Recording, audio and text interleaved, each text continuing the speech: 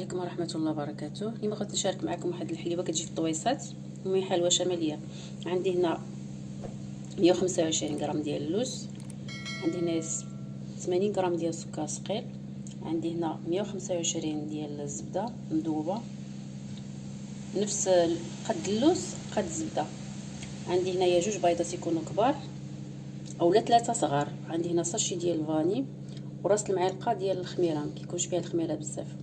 المهم اللوز هذا غنديه نطحنو، يعني نطحنوه ماشي تيتعجن، يكون يعني كيبقى حبيبات بحال الشكل ديال السميده. كنطحنو ونرجع معكم. صافي من بعد ما طحنتو هذا هو الشكل ديالو، كيجي بحال الحبيبات ديال السميده رقيقه، ما يكونش مطحون مزيان، ما يكونش عاوتاني غليظ، يكون معارض. صافي دابا غادي نخوي هاد اللوز، زيتو الزبده،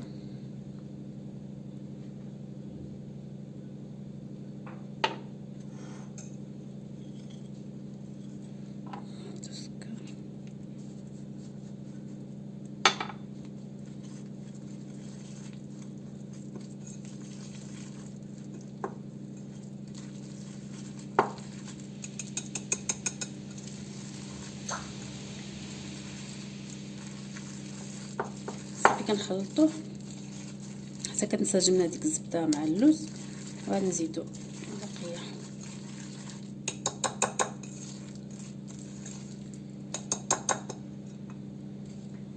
داك السكر،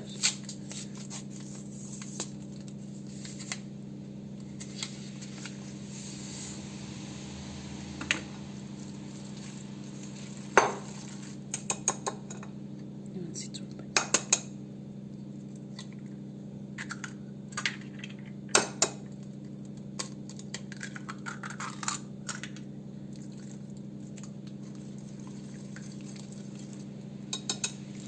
صافي كنخلطو حتى كتنسجم لنا ديك المقادير مع بعضياتها.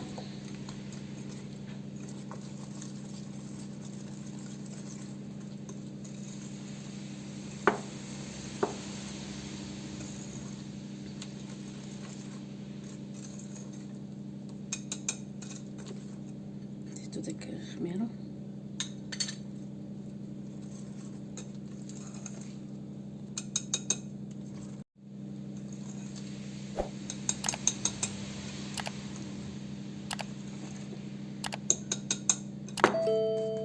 هو القوام كيجي خفيف، كنخليوه يرتاح شي شويه، ديك الساعه كيقبض راسو.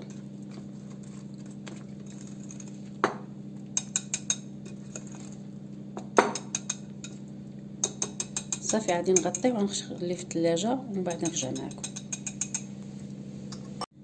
صافي هنا رجعنا للمقادير ديال العجينه.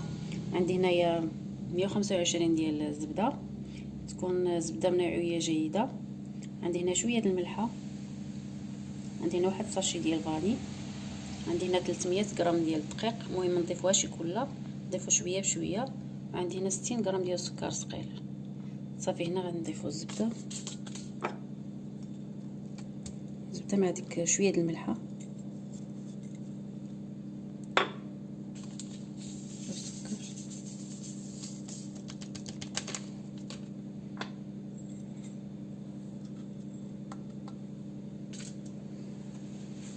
صافي هنا نخدمو ديك الزبده بحال الشكل ديال هذا صابلي.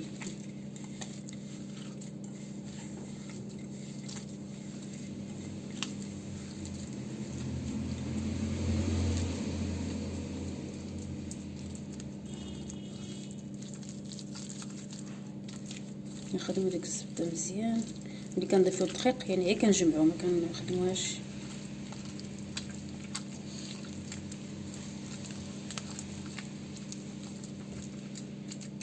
وهذه حلوه معروفه في الشمال بزاف كيعملوها.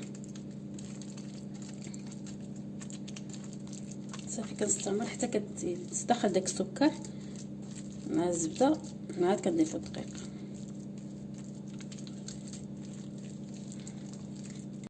صافي دابا غادي نزيدو الدقيق،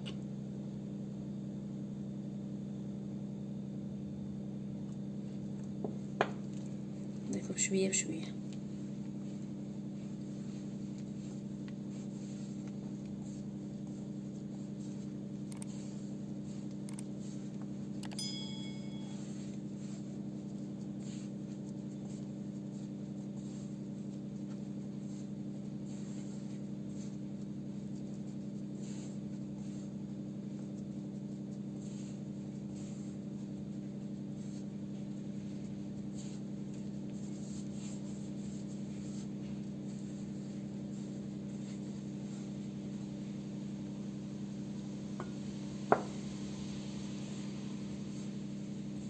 نزيدو شويه بشويه حتى كيتدخن هذيك الدقيق، عاد كنزيدو اخر، حيت كل دقيق كاين اللي كيتشرب كاين لا، على حسب الدقيق.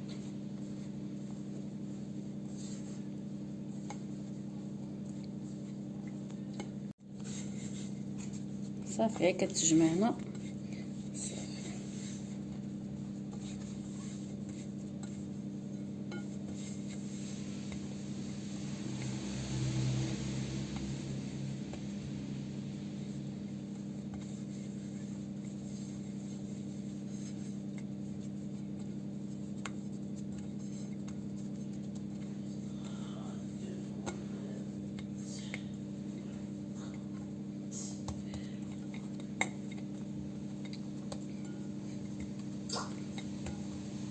صافي هذا هو القوام ديالها.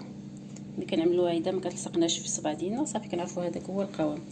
بالنسبه لهاد الدقيق انا عملت 300 غرام. ها شنو اللي هزت لي، كيبقى على حسب نوع الدقيق، بعض المرات كتدخل حتى 300 غرام، وهاد المره هذه دخلت لي فيها غير نص تقريبا. يعني كيبقى على حسب النوعيه ديال الدقيق، يعني كتضيف بشويه بشويه حتى كتجمع، هي كتجمعنا وكيرجع هذا هو القوام ديالها. صافي كنقصوا كنوقفوا الدقيق. صافي دابا غادي نعملها في الثلاجه ترتاح شويه ونرجع معكم. صافي من بعد ما خليناها بردت شويه العجينه باش ديك الزبده كتجمع ما كتبقاش دايبه. صافي هما هادو القوالب اللي غنعمل فيهم. دهنتهم شويه الزبده اذا كانوا مستعملين، يعني مرات عديده، يعني ما دهنهم حتى بشي حتى لا زبده ولا زيت ولا دقيق. انا باقيين عندي جداد، يعني داكشي دهنتهم هي اول مره وصافي، من بعد كتبقى تستخدمهم عادي. المهم هنا غادي نعمرهم.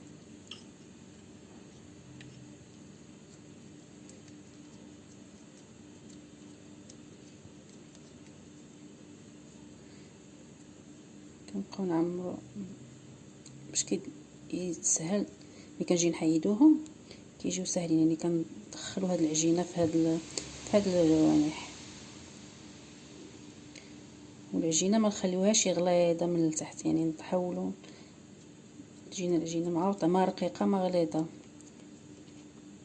المهم بحال هاد الشكل هذا. ديك الزوائد كنقطعوهم، بالبات شي طريف باقي كنزيدو نعمروه.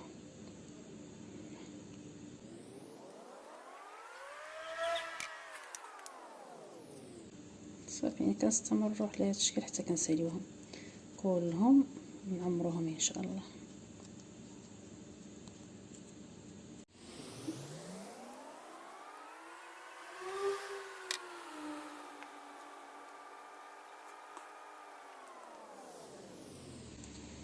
المهم ما نخليهمش غلاط. هذا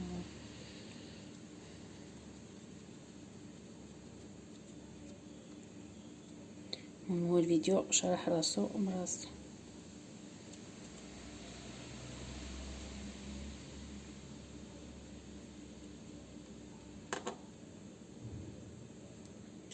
نكمل معكم هذا.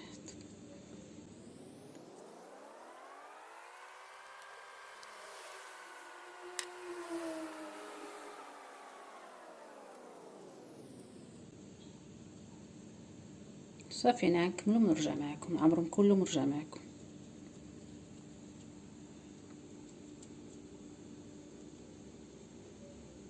صافي من بعد ما خشيناه في الثلاجه صافي كيرجع يتجمع، كيكون خفيف وكيرجع يتجمع. واذا جاكم قاصح زايد على هذا الشكل هذا ممكن تزيدوا بيضه، ما كاين حتى شي مشكل، ممكن تزيدوا بيضه. المهم دابا غندوز نعمرهم. المهم اللي عنده ديك الجيب الحلواني يمكن يعملها. المهم انا خليتها هيدا بتجي على حسب اللي ما متوفرش عنده. عملت ما قدامكم غير بالمعلقه.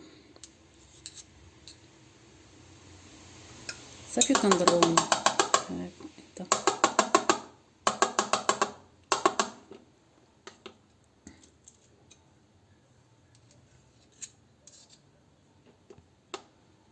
هي ديك الساعه كتعاود الراس.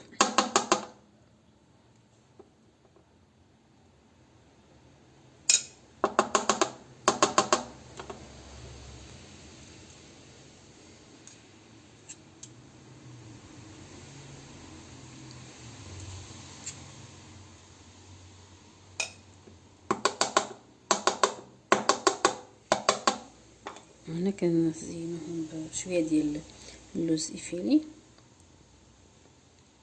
التزيين كيبقى اختياري، ممكن تضيفوا غير لوزه من الفوق.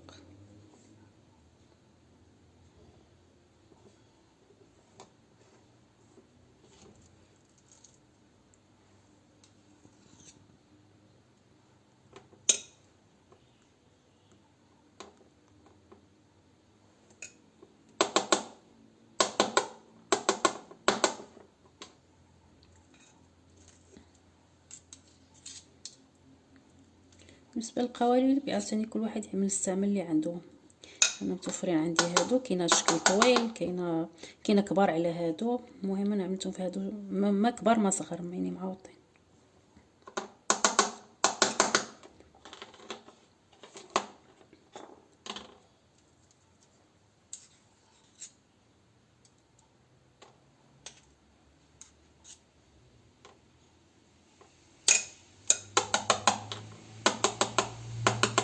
ممكن نعمرهم كلهم وديك ساعات نقادو.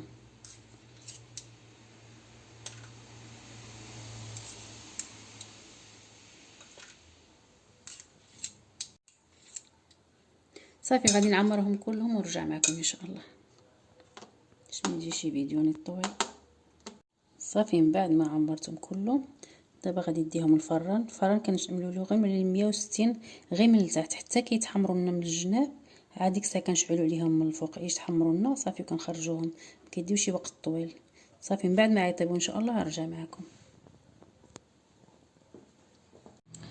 صافي من بعد ما طابت وخرجناها من الفران، هذا هو الشكل النهائي ديالها. نتمنى تعجبكم وتوجدوها ان شاء الله. المهم انا زينت شويه بسكر كلاصي وبعد منهم خليتهم هكاك. المهم نعمل زوج، اللي بغى يعملوا سكر كلاصي يعملوا، اللي ما بغاش ما يعملوش.